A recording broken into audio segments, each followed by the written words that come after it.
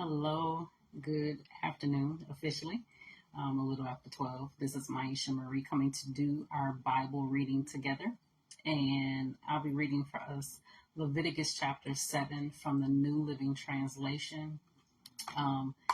Continue to stay in prayer for those that are in the path of the storm, Nicole.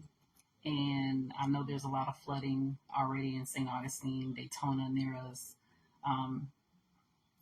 Where I'm at, it's not as bad right where I'm at, but I know in some parts of Jacksonville it's flooding as well.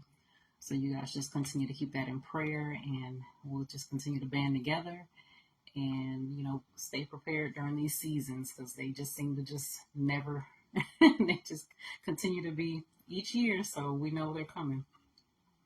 But nevertheless, we're going to go ahead and get started.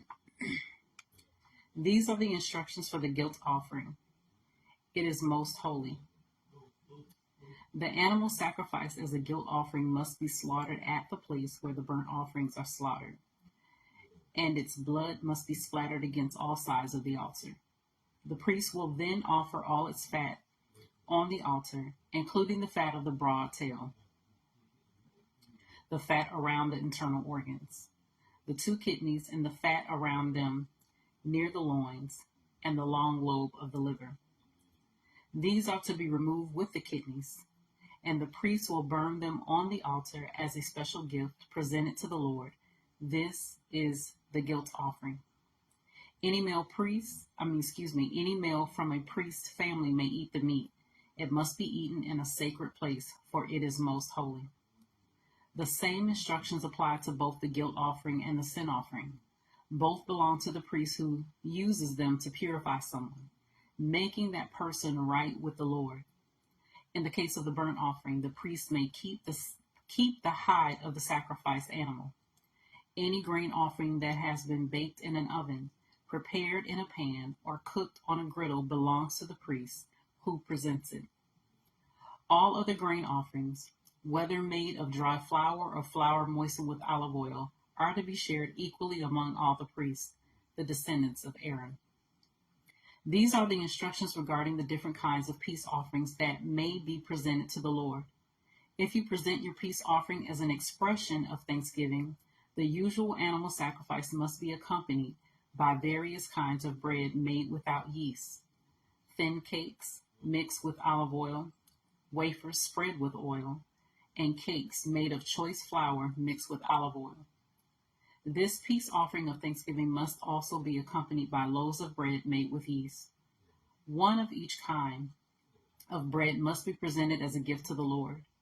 It will then belong to the priest who splatters the blood of the peace offering against the altar. The meat of the peace offering of thanksgiving must be eaten on the same day it is offered. None of it may be saved for the next morning. If you bring an offering to fulfill a vow or as a voluntary offering, the meat must be eaten on the same day the sacrifice is offered. But whatever is left over may be eaten on the second day. Any meat left over until the third day must be completely burned up. If any of the meat from the peace offering is eaten on the third day, the person who presented it will not be accepted by the Lord. You will receive no credit for offering it. By then, the meat will be contaminated. If you eat it, you will be punished for your sin. Meat that touches anything ceremonially unclean may not be eaten. It must be completely burned up. The rest of the meat may be eaten, but only by people who are ceremonially clean. If you are ceremonially unclean, and you eat meat from a peace offering that was presented to the Lord, you will be cut off from the community. If you touch anything that is unclean, whether it is human defilement or an unclean animal or any other unclean, detestable thing, and then eat meat from a peace offering presented to the Lord, you will be cut off from the community. Then the Lord said to Moses, "Give the following instructions to the people of Israel. You must never eat fat, whether from cattle, sheep, or goats. The fat of an animal found dead or torn to pieces by wild animals must never be eaten, even though though it may be used for any other purpose. Anyone who eats fat from an animal presented as a special gift to the Lord will be cut off from the community. No matter where you live, you must never consume the blood of any bird or animal. Anyone who consumes blood will be cut off from the community. Then the Lord said to Moses, "Give the following instructions to the people of Israel. When you present a peace offering to the Lord, bring part of it as a gift to the Lord. Present it to the Lord with your own hands as a special gift to the Lord. Bring the fat of the animal together with the breast and lift up the breast as a special offering to the Lord." Someone's at your door. Excuse me. And lift up the breast as a special offering to the Lord. Then the priest will burn the fat on the altar, but the breast will belong to Aaron and his descendants.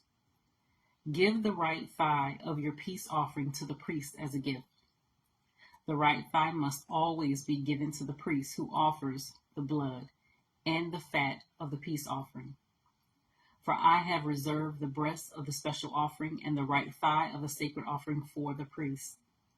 It is the permanent right of Aaron and his descendants to share in the peace offerings brought by the people of Israel. This is their rightful share. The special gifts presented to the Lord have been reserved for Aaron and his descendants from the time they were set apart to serve the Lord as priests. On the day they were anointed, the Lord commanded the Israelites to give these portions to the priests as their permanent share from generation to generation. These are the instructions for the burnt offering, the grain offering, the sin offering, and the guilt offering, as well as the ordination offering and the peace offering. The Lord gave these instructions to Moses on Mount Sinai when he commanded the Israelites to present their offerings to the Lord in the wilderness of Sinai.